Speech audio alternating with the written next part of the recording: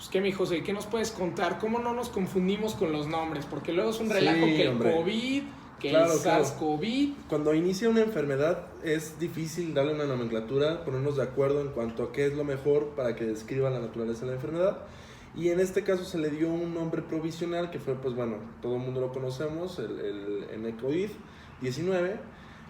Actualmente ya tiene un nombre mucho más, digamos, taxonómico o más científico, que es el SARS-CoV-2, lo que quiere decir el virus del coronavirus que produce el SARS, el síndrome de, respiratorio agudo grave, de número 2. Ya se conocía o ya había salido el número 1, este es dentro de la familia de los beta coronavirus, como ya lo habías mencionado.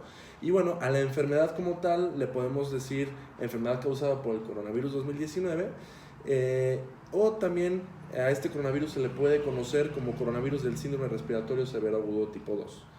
En realidad, esto, a la hora de los síntomas, a la hora de la clínica de los pacientes que les va mal, de los pacientes que se ponen graves, que ocupan un ventilador, una sala de terapia intensiva, esto se expresa como lo conocemos como el síndrome de distrés respiratorio agudo.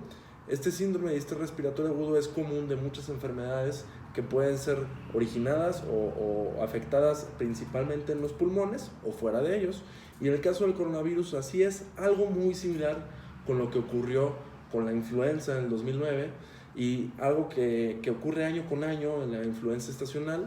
Bueno, pues más o menos así se está comportando el coronavirus, produciendo este síndrome de distrés respiratorio agudo, que es al final lo que nos lleva a las defunciones, ¿no? Que tiene una mortalidad del 50 al 100%. Pero sí. Bueno, ¿qué más podemos decir acerca de él? Alex, ¿causa neumonía o no causa neumonía? ¿Qué onda con este aspecto de la neumonía del coronavirus? Pues ese es un aspecto muy, muy importante que tenemos que pues, poner en la mesa, ¿no? Es un asunto importante que tenemos que hablar. La neumonía es un síntoma muy, muy grave, ¿no? Es una enfermedad síndrome, como tal, claro, un síndrome, claro.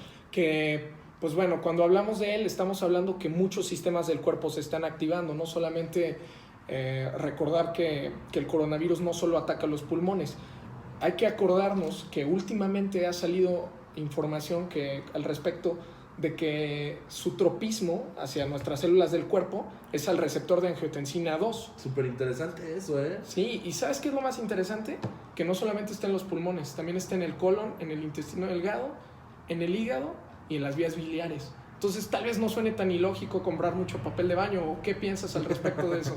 Claro, la gente es muy sabia, el pueblo es muy sabio y por algo hay desabasto de papel de baño. Seguramente saben que puede haber afección colónica que les produzca una diarrea de aquellas y acá preocupándonos por los mocos. Pues sí, realmente, pues quién sabe qué habrán sabido el pueblo bueno que los demás no sepamos, ¿verdad?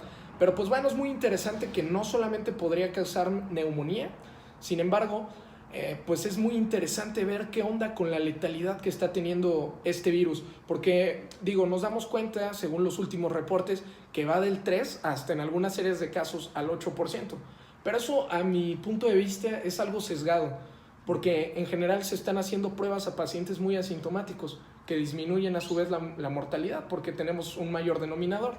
Pero, ¿qué me dices o qué puedes llegar a opinar de que en los pacientes que van a terapia intensiva, del 10% graves, del 50 al 70% se mueren? No, claro, como te mencionaba, el síndrome de distrés respiratorio cuando se desarrolla, una vez instaurado, tiene una mortalidad altísima. Por fortuna es la minoría de los casos, son los menos casos los que llegan a desarrollar el síndrome de distrés respiratorio. Y otra cuestión muy importante es que todavía no ha pasado el tiempo suficiente para darnos cuenta de la mortalidad real que tiene el virus. Esta puede estar bien o infra o supradiagnosticada o supravalorada en realidad. Entonces no sabemos exactamente, coincido contigo en que los datos, la tendencia es clara hacia un 4-8%, que bueno, pues es algo bastante considerable y que bien, como tú dices, no es por ser pesimistas, pero este número pudiera ser más alto. Ahora también existen otros sesgos de los que Mario nos podría platicar acerca de por qué puede haber sesgos en la mortalidad del coronavirus 2019. Sí, bueno, prácticamente el sesgo histórico que se refiere a cómo empezaron a tratarse los pacientes cuando inició la epidemia va a ser muy diferente a lo que está sucediendo esta semana, sobre todo por la curva de aprendizaje. Generalmente el sesgo, que se define como todo aquello que se aleja de la realidad, pues nos hace entender que las detecciones en un inicio pudieron haber sido con un alto valor predictivo negativo, incluso valor predictivo positivo, y entonces pues tenemos que ir fijando cuáles son los signos y síntomas que nos ayudan a meter pronto un paciente a sala, a terapia intensiva, y eso hace que entonces el margen que tenemos o la ventana que tenemos entre que inicia el síntoma y que entonces empiezan los síntomas respiratorios es el que nos va a ayudar a hacer un tratamiento temprano. Entonces, bueno, les quiero preguntar, ¿realmente la disnea y la disminución de la saturación a menos del 93% nos puede dar un valor predictivo positivo acertado? Bueno, pues primero que nada, pues hay que recordar que la terapia, la temporada de influenza está ahorita pues todavía como tal instaurada en nuestro pueblo mexicano. Todavía se siguen reportando casos de influenza. Entonces tal vez ahorita por el momento, al momento de que un paciente presente disnea, fiebre, tos inclusive, no podemos decir de entrada es un claro paciente que podemos sospechar de coronavirus. Lo primero sería descartar influenza. De hecho, las últimas guías todavía que nos hablan de cómo ejercer el diagnóstico, primero se tiene que descartar influenza. Entonces, sí, realmente, como tener un valor predictivo positivo, pues sí lo tendrán, pero tendríamos que compararlo primero con los marcadores de influenza. ¿O qué opinas, José Antonio? ¿Qué le harías tú?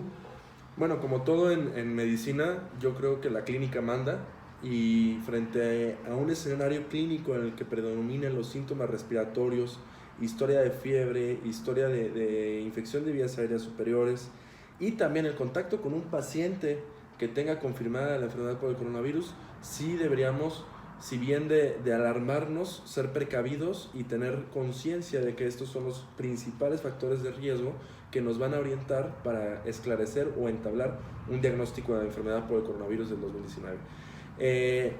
Como tal, predecir la gravedad, Mario, yo creo que va más por el lado del grupo etario, del sexo y por supuesto de las comorbilidades que presenta el paciente.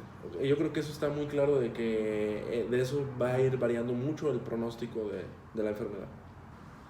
Y pues bueno, hay mucha polémica en cuanto al tratamiento, al ser un virus que pues realmente no es muy común, no, a pesar de que los casos de coronavirus se asocian al resfriado común en 10%, no es como tal un virus que siempre esté o que lo estemos pensando. No es como que llega a consulta a alguien grave y pienses de entrada en un coronavirus, históricamente hablando. Entonces, pues bueno, no existe un tratamiento como tal dirigido contra el virus, pero se han intentado muchas cosas. Sí han visto que inclusive oseltamivir, el tratamiento para la influenza, ha estado usándose como tal. Entonces, no sé qué podamos ver, qué otros conocen, qué se está manejando. Pues lo que tengamos a la mano, ¿no? O sea, los principales estudios que se han hecho en China han utilizado pues prácticamente dos cosas, que es lo que más hemos escuchado: productos antirretrovirales, agentes antirretrovirales con efectividad para el virus de la inmunodeficiencia humana, para el VIH, y anticuerpos antiinterferón, ¿no? Que sabemos que tiene que ver con la síntesis de moléculas proinflamatorias que condicionan un estado inflamatorio, que al final es lo que más se ha asociado con mortalidad. Específicamente se ha utilizado el producto Remdesivir, que es un análogo nucleósido que ha demostrado que funciona en ciertos primates no humanos contra el coronavirus del tipo MERS. Es muy efectivo contra muchos otros tipos de coronavirus, y ya existen por ahí resultados de la fase 1 y pareciera que son resultados favorables. Por otro lado, también productos como Liponavir o Ritonavir, que son inhibidores de la proteasa, también aprobados para la infección por VIH, se utilizó para este mismo tipo de virus, pero el SARS-CoV-1 en 2003, y también ha arrojado buenos resultados. Sin embargo, fíjate, del Remdesivir que mencionas, es creado por un laboratorio que se llama Gilead. Bueno, ese laboratorio fue muy, muy polémico en su tiempo, porque fueron los que sacaron al mercado el antiviral para la hepatitis C. Entonces, Digo, al inicio que sacaron ese fármaco fue muy criticado, igualmente está haciendo este Remdesivir, y sobre todo porque actualmente no se encuentra comercializado como tal, sino que está en una etapa que se llama uso por compasión. Tú tienes que marcarlas de cuenta, por así decirlo, a la compañía, y si cumples con ciertos criterios entras a un protocolo que tienen ellos. Entonces te unen al protocolo, te hacen miembro como tal y ven los resultados. Sí está teniendo muy buenos resultados. Sin embargo, como les comentaba, el tropismo del virus no es solamente hacia el pulmón, también está haciendo hacia el hígado y otras estructuras de esa encrucijada biliopancreática. Inclusive causa un tipo de hepatitis viral, cosa que el Remdesivir no se lleva muy bien. Tiene cierto carácter que genera también una hepatitis farmacológica. Entonces al inicio se estaba tratando de que los pacientes ya muy graves que tenían datos de hepatitis viral por coronavirus no fueran tratados con Remdesivir, solamente que esto está teniendo ciertas polémicas porque sí se está usando en esos pacientes y se están dando aparentemente buenos resultados. Pero pues no sé, Mario, ¿qué opines? ¿Cuándo podremos saber realmente si los datos son concluyentes o no de que pueda jalar este fármaco? Pues generalmente dependemos mucho de la industria farmacéutica. La industria farmacéutica tiene que empezar a empujar para saber que la masa crítica de los pacientes en los cuales los beneficios son mayores que pues los efectos adversos, pues se tiene que empezar a demostrar en informática. Pero si realmente, como dices, lo que se necesita es empezar a emplearlos en pacientes en población vulnerable, pacientes que tienen comorbilidades, entonces ahí es donde intervienen todos los comités. O sea, sí es bueno ponerlo, sí es malo ponerlo, pero todo lo determina algo que se llama significancia clínica, en la cual si mejora el paciente en cuanto a las morbilidades o la supervivencia, más de un 20%, entonces claro que le tienen que dar muchísima difusión, porque es un tratamiento que ya por un cálculo de muestra podemos decidir que sí se está demostrando, no principalmente la significancia estadística, sino más bien la clínica. Entonces cuando ya avancemos esa etapa, es cuando ya la industria farmacéutica se va a dar cuenta que tenemos que empezar a hacerlo, sobre todo para beneficiar a países que están en vías de desarrollo, porque quizá estos países no tengan la suficiente aportación económica para que se pueda empezar a distribuir. Entonces prácticamente, ¿qué es lo que necesitamos? Estar muy al pendiente de algo que se llama ensayos clínicos controlados o autorizados para saber si esto puede dar una significancia clínica.